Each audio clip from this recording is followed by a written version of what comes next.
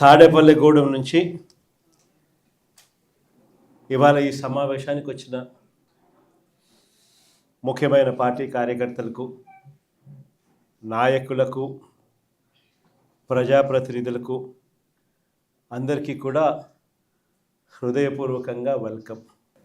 రఘుని మీ అందరినీ కూడా పరిచయం చేస్తూ ఈ నియోజకవర్గ ఇన్ఛార్జ్ బాధ్యతలు అప్పచెప్పడం జరిగింది. ఇక రాష్ట్రంలో పరిస్థితుల గురించి నేను చెప్పాల్సిన అవసరం లేదనుకుంటా. బహుశా ఈరోజు రాష్ట్రంలో పరిస్థితి ఏమిటి, చంద్రబాబు నాయుడు గారి పరిపాలన ఎలా ఉంది అన్నది నాకన్నా కూడా, మీలో ఎవరికి మైక్ ఇచ్చినా కూడా నాకన్నా చక్కగా చెప్తారు.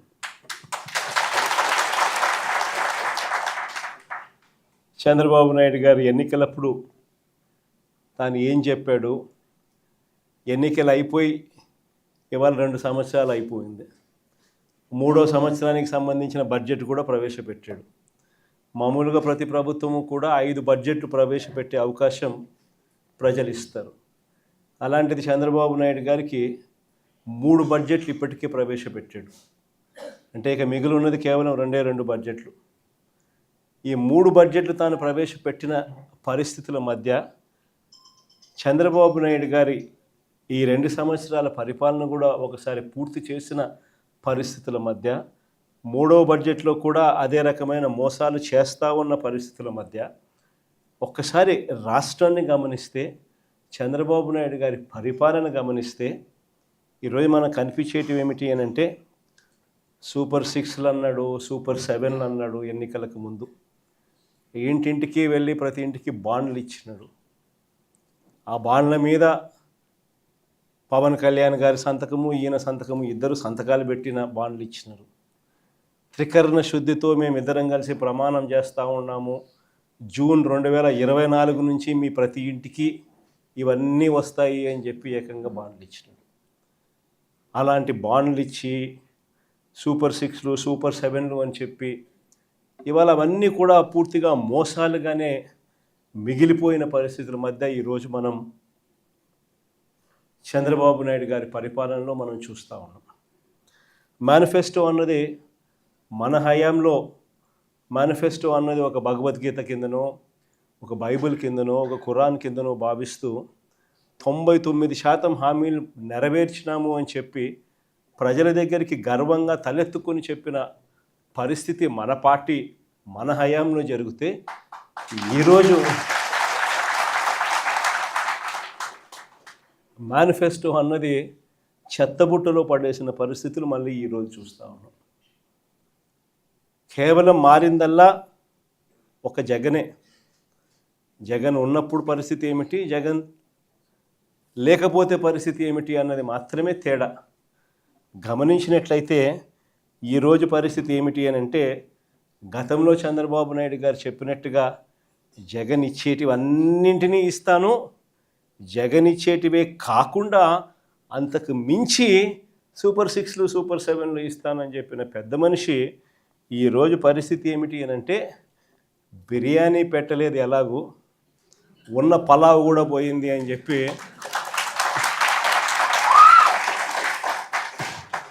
ఈరోజు ప్రతి ఇంట్లో కూడా చర్చ ఇదే మాదిరిగానే జరుగుతూ ఉంది. ఒకవైపునేమో సూపర్ 6లు, సూపర్ 7లు మోసాలుగానే మిగిలిపోయిన పరిస్థితులు, మరోవైపున మన పథకాలన్నీ కూడా రద్దయిపోయి ఈరోజు పూర్తిగా చిన్నాభిన్నమైపోయిన పరిస్థితుల మధ్య గ్రామీణ ఆర్థిక వ్యవస్థ ఈరోజు కనిపిస్తూ ఉంది.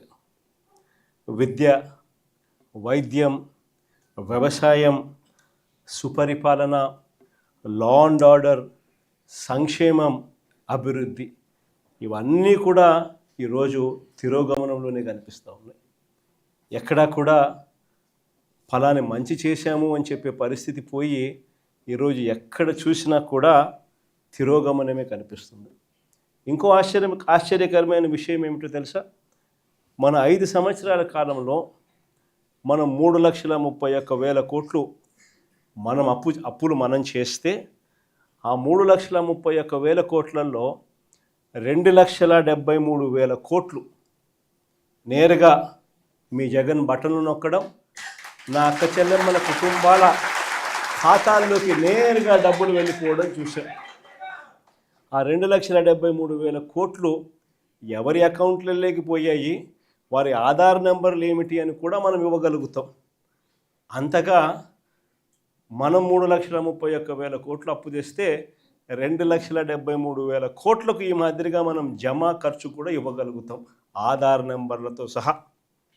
కానీ ఇదే చంద్రబాబు నాయుడు గారు ఈ 2 సంవత్సరాలు తిరక్క మునిపే మనం 5 ఏళ్లలో 3,31,000 కోట్లు అప్పు చేస్తే ఈయన 2 సంవత్సరాలు తిరక్క తలికే 3,52,000 కోట్లు తాను చేసిన గ్రాస్ అప్పులు, తాను చేసిన కమిటెడ్ అప్పులు ఏకంగా 3,52,000 కోట్లు దాటాయి.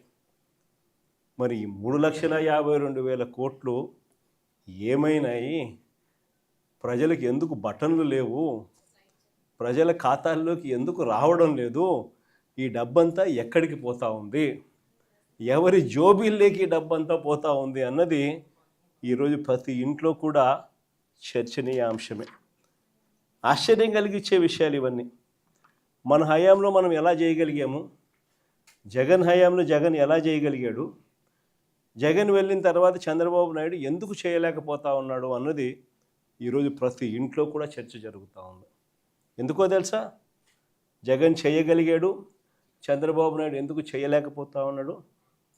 కారణం ఒకటే, రాష్ట్రానికి రావాల్సిన ఆదాయాలు జగన్ హయాంలో పుష్కలంగా రాష్ట్రానికి సంబంధించిన ఆదాయాలు రాష్ట్రానికి వచ్చేటివి.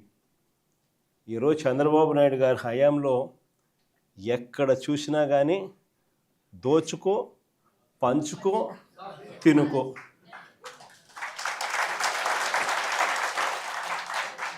రాష్ట్రానికి సంబంధించిన ఆదాయాలు రాష్ట్రానికి వచ్చే పరిస్థితే లేదు. రాష్ట్రానికి సంబంధించిన ఆదాయాలన్నీ కూడా వీళ్ళు దోచుకోవడానికి, వీళ్ళు పంచుకోవడానికి, వీళ్ళు తినుకోవడానికే సరిపోతూ ఉన్నప్పుడు రాష్ట్రానికి సంబంధించిన ఆదాయాలు రాష్ట్రానికి రానప్పుడు ఇక రాష్ట్రం పరిస్థితి ఏమిటి? ఇదే పరిస్థితి. ఎక్కడ చూసినా ఈరోజు కనిపించేది ఏమిటి? Liquor mafia. ఎక్కడ చూసినా లిక్కర్ మాఫియా. ఏ గ్రామంలో చూసినా బెల్ట్ షాపులు. 1 కాదు, 2 కాదు, 3 కాదు, 4 కాదు. మళ్ళీ పోలీసుల దగ్గరుండి ఆ బెల్ట్ షాపులు అమ్మించే కార్యక్రమం. ఆ బెల్ట్ షాపులో ఎక్కడా కూడా ఎంఆర్పి రేటుకి అమ్మరు. ఎంఆర్పి ప్లస్ 10 రూపాయల, ఎంఆర్పి ప్లస్ 20 రూపాయల. సో గవర్నమెంట్కి రావాల్సిన ఆదాయాలు గవర్నమెంట్కి రావడంలా ఇలా జోబీల్లోకి పోయే కార్యక్రమం. అక్కడి నుంచి మొదలు పెడితే ఇసుక, మట్టి, సిలికా, క్వాడ్సు, లాటరైటు, గ్రెనైటు, చివరికి చికెన్ అమ్మాలన్నా కూడా వీళ్ళకి రావాల్సింది వీళ్ళకి ఇస్తేనే చికెన్ అమ్ముతా ఉన్నారు మార్కెట్లో. అదర్వైజ్ చికెన్ కూడా అమ్మించడంలా చాలా నియోజకవర్గాలు ఆ స్థాయిలో దోచుకుంటూ ఉన్నారు. అధిక ధరలకు పీపీఏలు, పవర్ పర్చేస్ అగ్రిమెంట్స్. మన హయాంలో మనం ₹2.49 రైతులకు మరో 25-30 సంవత్సరాల పాటు ఉచిత కరెంట్ అన్నది రైతులకు ఒక హక్కుగా, రాష్ట్ర ప్రభుత్వం మీద భారం పడకుండా రైతులకు ఒక హక్కుగా అందించాలన్న ఆరాటంతో ₹2.49 మనం పీపీఏలు చేస్తే ఆ రోజు నానా యాగి చేసిన వీళ్ళు ఈరోజు ₹4.60 పీపీఏ చేస్తూ ఉన్నారు. ₹4.60. యాడ ₹2.49. ఎక్కడ ₹4.60. కళ్ళ ముందరే కనిపిస్తూ ఉన్నాయి. ప్రభుత్వ భూములు పప్పులు బెల్లాలకు అమ్మేస్తూ ఉన్నారు.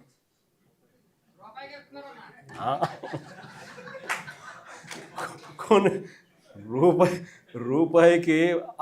రూపాయికి షాపుకు పోతే చాక్లెట్ వస్తుందో లేదో నాకైతే తెలియదు, కానీ ఆంధ్ర రాష్ట్రంలో మాత్రం రూపాయికి భూములు, కోట్ల విలువ చేసే భూములు మాత్రం వస్తూ ఉన్నాయి.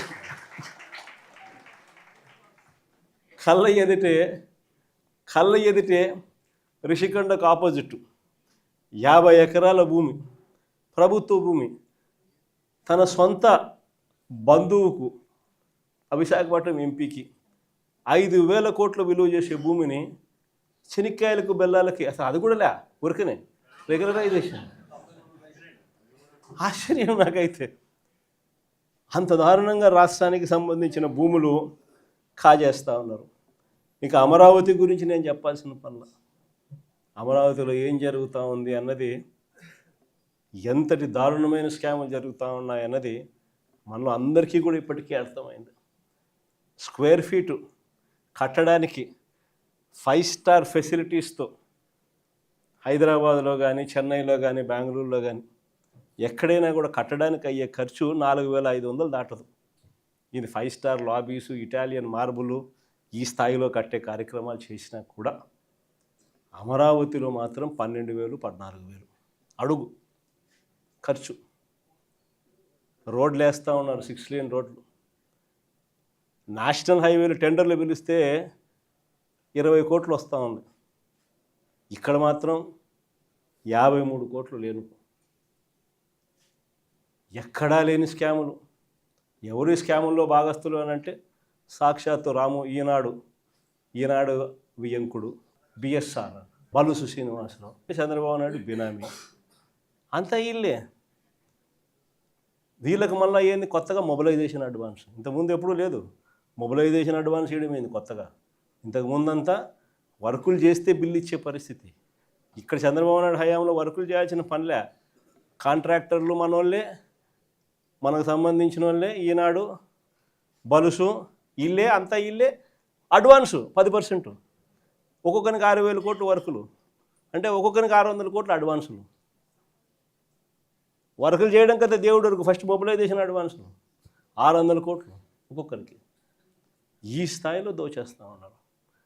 ఎక్కడా కూడా రాష్ట్రానికి సంబంధించిన ఆదాయాలు ఇక రాష్ట్రానికి ఎలా వస్తాయి? రాష్ట్రానికి సంబంధించిన ఆదాయాలు ఇలా కొల్లగొడుతూ ఉంటే ఇక రాష్ట్రంలో ప్రజలు, పేదలు, మధ్యతరగతి వర్గాలు వీళ్ళ పరిస్థితి ఏమిటి? ఈరోజు ఆశ్చర్యకరమైన విషయం ఏంటంటే ఏ రైతుకు కూడా ఈరోజు గిట్టుబాటు ధర రావడం లేదు. ఉల్లి పంట చూసుకో, శనగ పంట చూసుకో, ఏ పంట అయినా చూసుకో, దళారీల వ్యవస్థ. ఏ రైతుకు కూడా గిట్టుబాటు ధర రావడం. అదే మన హయాంలో ఆర్బీకే పెట్టి, ఈ క్రాప్ పెట్టి, అందులో continuous monitoring of agricultural prices and procurement అని సీఎం మ్యాప్ అని పెట్టి ప్రతి ఆర్బీకే పరిధిలో ఒక పోస్టర్ కనిపించేది. ఇదిగో ఈ పంటలకు ఇవి గిట్టుబాటు ధరలు అని. అంతకన్నా తక్కువ రేట్లు ఎక్కడైనా కానీ ఉంటే వెంటనే ప్రభుత్వం ఇంటర్వ్యూన్ అయ్యేది. ఆ వెంటనే ఆర్బీకే పరిధిలో నుంచి అగ్రికల్చర్ అసిస్టెంటు వెంటనే సీఎం యాప్లో అప్లోడ్ చేసేవాడు. జాయింట్ కలెక్టర్ మార్క్ఫెడ్కు సంబంధించి జాయింట్ మేనేజింగ్ డైరెక్టర్ పోస్ట్లో కూడా ఆయన పెట్టాం. వెంటనే జాయింట్ కలెక్టర్ ఇన్వాల్వ్ అయ్యేవాడు. వెంటనే ఆ ఆర్బీకే పరిధిలోనే మార్కెట్ ఇంటర్వెన్షన్ జరిగేది, కొనుగోలు చేసేవాళ్ళు. ఆ రకంగా 7,800 కోట్లు మనం ఖర్చు చేసి ప్రతి పంటకు గిట్టుబాటు ధరలు ఇచ్చిన పరిస్థితి నుంచి ఈరోజు రైతులకు ఏ పంటకు గిట్టుబాటు ధరలు రాని పరిస్థితి. ఈరోజు రైతులకు ఉచిత పంటల బీమా గాలికి ఎగిరిపోయిన పరిస్థితి. రైతులకు కరువు వచ్చినా, తుఫాన్లు వచ్చినా, ఇంకోటి వచ్చినా ఆదుకునే నాతుడు లేడు. వాళ్ళ కర్మ అంతే అన్న పరిస్థితి, వదిలేసిన పరిస్థితి. మన హయాంలో ఇన్పుట్ సబ్సిడీలు సీజన్ ముగిసేలోగానే ఇన్పుట్ సబ్సిడీలు ఇచ్చి మరుసటి సీజన్కి రైతును సన్నద్ధం చేసేవాళ్ళం.